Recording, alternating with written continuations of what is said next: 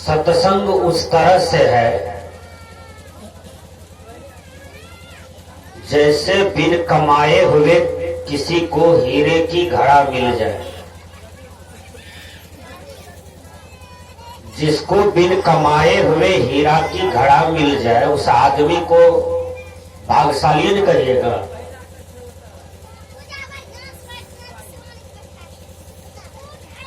अभागा उसको कहा जाता है जो जीवन भर दुख भोगता है, कई जन्मों से दुख ही भोग रहा है और वर्तमान में दुख को ही अनुभव करता है। सौभाग्यशाली पुरुष उसको माना जाता है जो जीवन भर सुख और शांति की नींद में शांति स्वरूप में प्रतिष्ठित है। हर तरह से उसको सौभाग्यशाली पुरुष समझा जाता है। तो मैंने कहा सत्संग उस तरह से है, यदि किसी के जीवन में सत्संग मिल जाए तो समझिए कि आपके जीवन में अमृत का कलश मिल गया। दुनिया के महान विचारक कन्फ्यूशियस ने कहा था कि राह चलते यदि तुमको कोई अच्छी बात बताता है, कोई अच्छा विचारक जा रहा है, विचार देने वाला, लोगों को जगाने वाला, लोगों को समझाने वाला, बुझाने वाला, ऐसे व्यक्ति का संगति यदि तुमने नहीं किया तो समझो कि आए हुए अमृत की कलश को फेंक करके तुम उसका दुरुपयोग किया। ठीक सत्संग उसी तरह से है। आप लोग सत्संग में बैठे हैं, आप लोग भाग्यशाली हैं। अभागा भगवान की भजन नहीं कर सकता है, गुरु का भजन नहीं कर सकता है, गुरु भेद नहीं ले सकता है, गुरु दीक्षा नहीं ले सकता है, गुरु का नाम नहीं ले सकता है, भगवान का नाम नहीं ले सकता है। एक बुढ़ा करके मर रहा था, लेकिन जिंदगी में कभी भगवान का नाम, गुरु का नाम, जीवन में कभी दान पुण्य नहीं किया था। वही बुढ़ा से एक पुत्र पैदा लिया था। वो पुत्र का संगति थोड़ा सा चेंज हुआ, मति ठीक हुआ, बुद्धि ठीक हुआ, सत्संग से लगाव हुआ। जब सत्संग सुन करके उस बुढ़ा का पुत्र को ज्ञान हुआ तो बेटा कहता है बाप से कि बाबूजी आपने जिंदगी में कभी भगवान का नाम नहीं लिया, गुरु का नाम नहीं लिया और अपने हाथ से कभी दान पुण्य नहीं किया। बाबूजी आप जाने के ही काल में हैं, कम से कम एको बार तो राम का नाम लीजिए। उस बूढ़ा का इतना गलत संस्कार था कि भगवान नाम से उसको एलर्जी था। जैसे समाज में बहुत आदमी एक समान नहीं होता है, समाज में सब आदमी अच्छे नहीं होते हैं और सब आदमी बुरे भी नहीं होते हैं। होता है समाज में एक एक ऐसा आदमी है जो न अच्छा है न बुरा है, ऐसा भी लोग होता है। एक एक ऐसा आदमी है जो बुराई की भंडार पर बैठा हुआ है, एक एक ऐसा आदमी है जो अच्छाई की भंडार पर बैठा हुआ है। लेकिन एक एक ऐसा आदमी है जिसको साधु को देख करके फ्रिक्शन होता है, संत महात्मा को देख करके उसको एलर्जी होता है, उसको क्रोध होता है, गुस्सा होता है। एक बार मैं रास्ते से जा रहा था, एक आदमी हमको देख लिया गाड़ी से जाते हुए, तो आदमी चिकर करके अपने मित्र को कहता है हल्ला करके, देखा बाबा जी हरिहर में केना जोर से जैसे। विचार कीजिए, ये प्रश्न का कहीं जवाब है?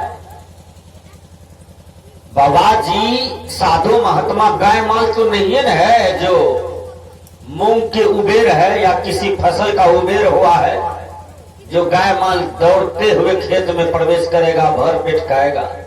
बाबा जी उबेर थोड़ा चढ़ता है, लेकिन लोग कहता है, वो लोग हल्ला करके अपने मित्र को कह रहा था कि रे तहु जेबी हरिहर में, देखिए बाबा जी गाड़ी केना स्पीड उड़ावे छे, हरिहर में जा रहा है। वो अभागा के जीवन में कभी दही चूड़ा है नहीं, वो अभागा के जीवन में कभी दसहंसी जो पूज्य दृष्टि है, जिसको संसार के लोग मानते हैं, जिसको संसार के लोग गॉड ईश्वर के रूप में पूजा करते हैं, उन महात्मा को देख करके उनको एलर्जी है अंदर में। विचार कीजिए।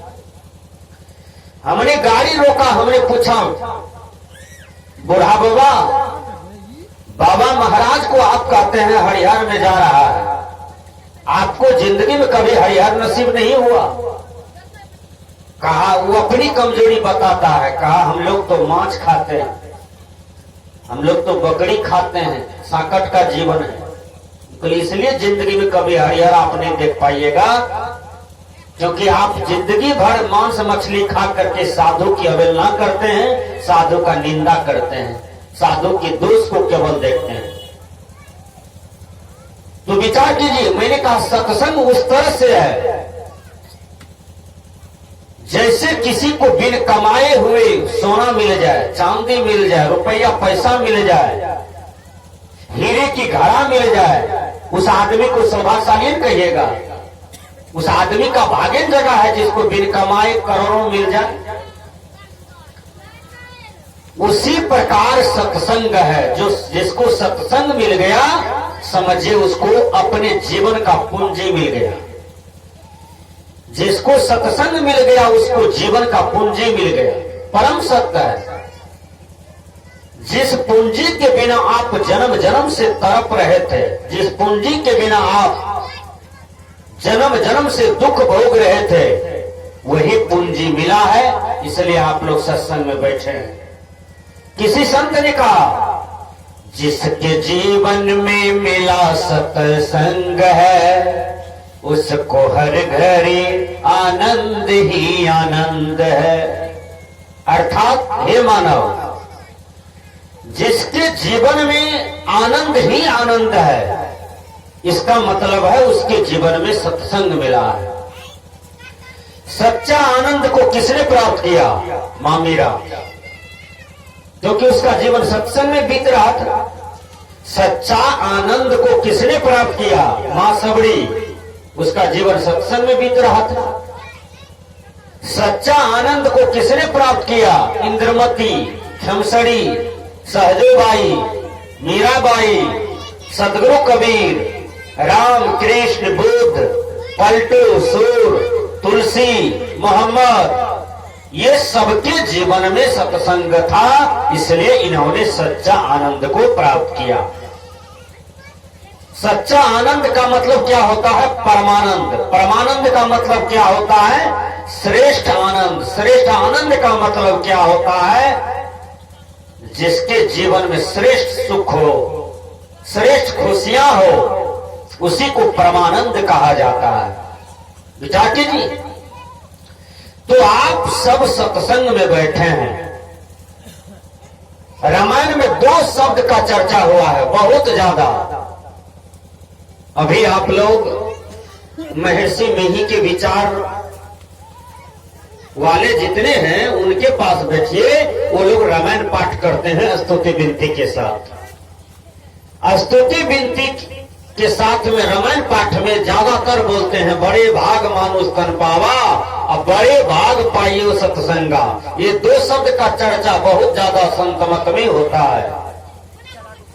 बड़े भाग मानुष तन पावा, इसका मतलब आपका भाग बढ़िया था जो आपने मनुष्य तन को पाया।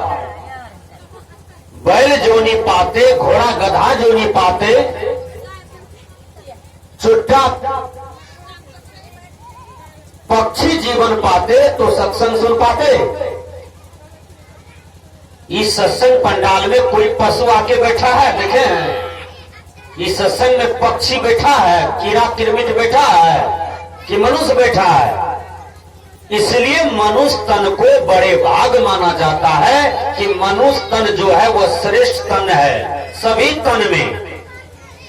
इसलिए मनुष्य तन को बड़े भाग से मिला है, ऐसा संतों ने कहना सार्थक किया, सार्थक समझा, असार्थक है भी। इसलिए मनुष्य तन पाए हैं तो भक्ति करने की कला जानिए, भजन करने की कला जानिए। मनुष्य तन पाए हैं तो इसी तन में अपने जीवन को उद्धार करने की कला जानिए कि हमारा जीवन कैसे उद्धार होगा। मैं निवेदन करता हूं कि यह तन की देखिए कितना महत्व है। बहुत आदमी इस तन को खीरा समझते हैं, खीरा, कोई वैल्यूएशन नहीं देते हैं, कोई महत्व नहीं देते हैं मनुष्य तन को। कैसे? जैसे टका किलो खीरा बिकता है हाट में, जैसे साग भाजी बिकता है टका किलो हाट बाजार में, कोई आदमी इस मानव तन को महत्व कुछ भी नहीं जानता है, जीरो पर आउट है। कभी विचार भी नहीं करते हैं कि हमने मनुष्य तन क्यों पाया और यदि पाए हैं तो हमको क्या करना चाहिए। ये सारा ज्ञान आपको सत्संग में बताएंगे और संत महापुरुष गुरुजन बताएंगे, इसके सिवा आपको कोई नहीं बताएंगे। मानव जीवन खीरा नहीं है, साग भाजी नहीं है, ये हीरा के स्वरूप है। ध्यान से सुनिए, एक आदमी खेत में फसल लगाया था और फसल लगाया था गेहूं।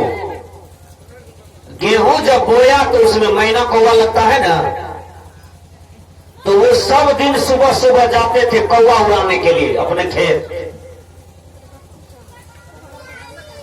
बीच में नदी पड़ती थी, नदी टप करके अपना खेत प्रवेश करता था। एक रोज क्या हुआ, जैसे नदी टपता है तो धसना गिर जाता है। धसना गिरा, उसमें से 7 घड़ा हीरा का मिला उसको। वो आदमी क्या समझने गया ये हीरा है, वो समझा ये गुल्ली है। उसके पास गुलेता था, उस सब दिन मिट्टी का गुल्ली बनाता था। वो सोचा 7 घड़ा गुल्ली मिला है तो हमको भगवान दिया है, अब गुल्ली बनाना नहीं पड़ेगा, अब इसी को मारेंगे टिका टिका करके कौवा मैना को। देखिए वो हीरा को गुल्ली समझ करके फेंकते थे कौवा मैना के पीछे, सारे हीरे को फेंक दिया। एक रोज उसी का छोटा बेटा खेत आया अपनी मां के साथ, वो हीरे बाबूजी से लेकर के चले गए घर। जब उसकी मां दुकान पर गई है, छोड़ दीजिए, हो गया, निकलिए यहां से। तो उसकी मां दुकान पर गई, दुकान में जाहुरी थे। जाहुरी देखा बच्चा के हाथ में हीरा, कहा बेटा तुम ये कहां से लाए हो? कहा मेरे पापा जी को 7 घड़ा गुल्ली मिला है, मेरे पापा जी इसी गुल्ली से कौवा मैना उड़ाते हैं। कहा नहीं बेटा, जिसको तुम गुल्ली समझ रहे हो वो तो हीरा है, ये 1 करोड़ इसका कीमत है। एक हीरा का 1 करोड़ रुपया दिया और उसने 1.5 करोड़ में बेच करके अपना भी मुनाफा लिया। कौन? जाहुरी। 1 करोड़ रुपया हुआ तो उसने जमीन खरीद लिया, मकान बना लिया, बैलेंस भी कर दिया, बाल बच्चे को जुगत लगाना शुरू कर दिया और अमीर हो गया, टोला में सबसे ज्यादा अमीर हो गया। विचार कीजिए, एक हीरा को बिक्री किया तो अब वो आदमी सीना पर हाथ दे करके थप्पड़ मारता था अपना सीना में कि यदि मैं 7 घड़ा हीरा अभी बेचता तो मैं इस विश्व का राष्ट्रपति रहता, विश्व का राजा रहता। एक हीरा बेचा हूं तो इस पंचायत में सबसे अमीर हो गया हूं। यदि सातों घड़ा का हीरा बिक्री करता तो मैं सबसे बड़ा राजा रहता, विश्व का राजा रहता। विचार कीजिए, लेकिन उस हीरा को गुल्ली समझ करके बहा दिया पानी में। क्यों? हीरा का परख नहीं था।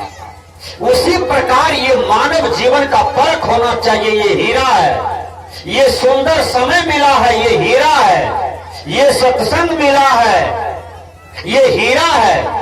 जो इस सत्संग में नहीं बैठ करके सत्संग नहीं सुना, संत महापुरुषों के विचारों को जीवन में धारण नहीं किया, तो इसके जीवन का कल्याण नहीं हो सकता है। इसलिए यह समय को बर्बाद मत कीजिए। किसी संत ने कहा, जब तक है जिंदगी फुर्सत न होगा काम से, अब कुछ ऐसा समय निकालो, प्रेम कर लो भगवान से। बहुत आदमी को कहिए कि चलिए सत्संग में, तो वो क्या कहते हैं? ओ हमारा काम से फुर्सत नहीं है, कहते हैं। बहुत आदमी को कहिए सत्संग में जाने के लिए, तो वो कहते हैं काम से फुर्सत नहीं है। बहुत आदमी कहते हैं हमारा उम्र नहीं हुआ है। अब बहुत आदमी कहते हैं अभी ऊपर वाला का कृपा नहीं हुआ है जो हम सत्संग में जाएंगे। ये तीन बात आपको अड़ाता है, ठीक से सुनिए। एक आदमी कहता है हमको काम से फुर्सत नहीं है, मैं उसका थोड़ा सा वर्णन करता हूं।